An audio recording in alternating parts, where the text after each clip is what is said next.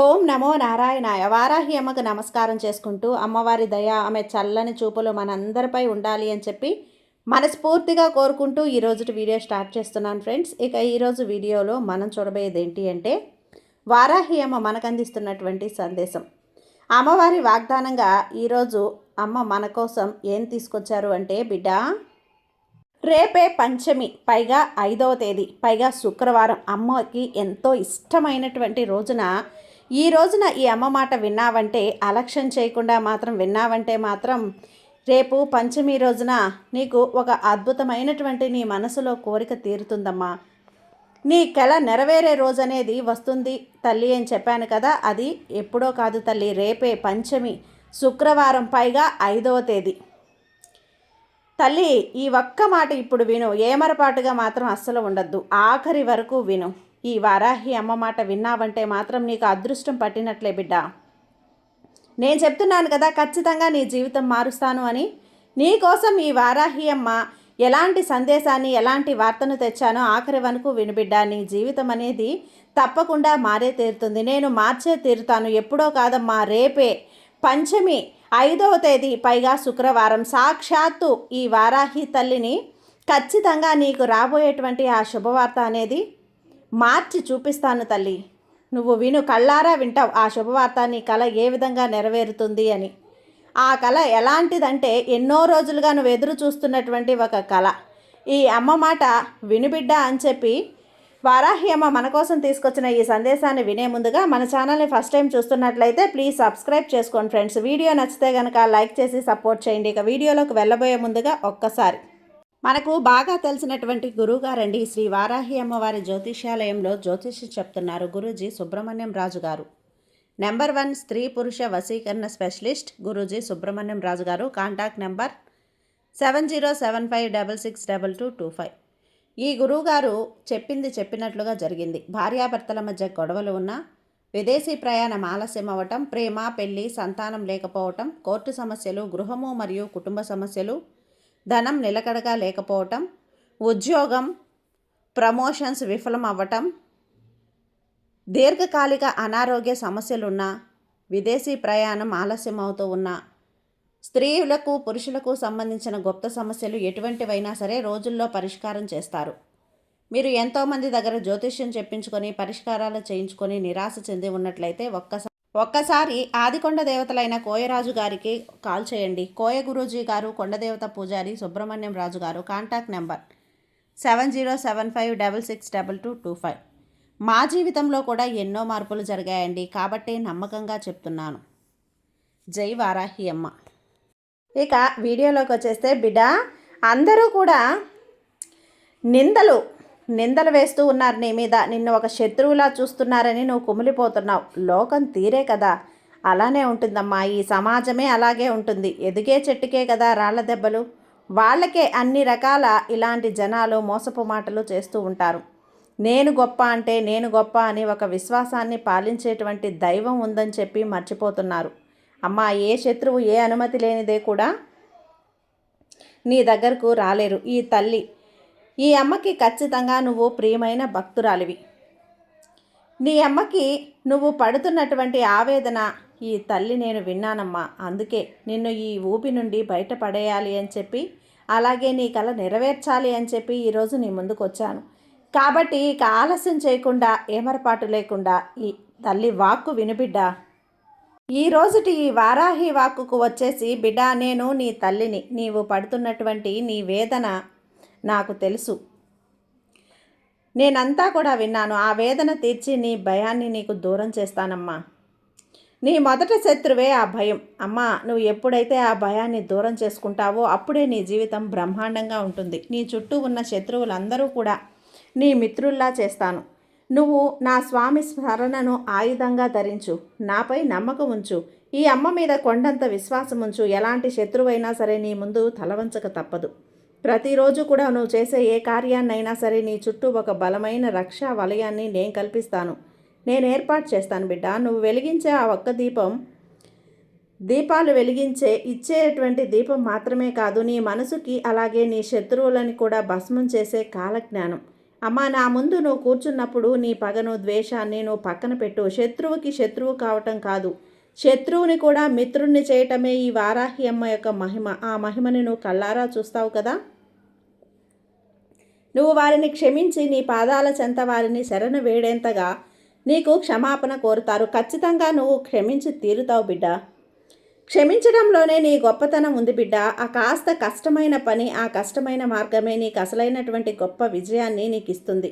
నువ్వు దీపం వెలిగించే ముందు ఈ అమ్మని ఒక్కసారి తలుచుకో. నాకు కీడు తలపెట్టేవారు సమృద్ధిగా ఉండేలా చూడమ్మా అని నువ్వు అలా ఇతరులకి ఎప్పుడైతే కోరుకుంటావో నీకు భగవంతుడు మంచిగా చూస్తాడమ్మా. నువ్వు మంచిని కోరుకుంటేనే కదా నీకు మంచే జరుగుతుంది. నీకు మంచి మార్గంలో ఎన్ని అడ్డంకులు ఉన్నా సరే వాటిని తొలగించి పూలబాట వేసే నీ జీవితంలో దివ్యకాంతిని నేను వెలిగిస్తాను కదా. మనసులో మంచి భావనతో ప్రార్థించు బిడ్డ. నువ్వు ఎప్పుడైతే ఇతరులను ఆ విధంగా కోరుకుంటావో, నాపై శరణాగతి వేడుకుంటావో, అప్పుడు నీ బాధ్యత అంతా కూడా ఈ అమ్మని నేను తీసుకుంటాను.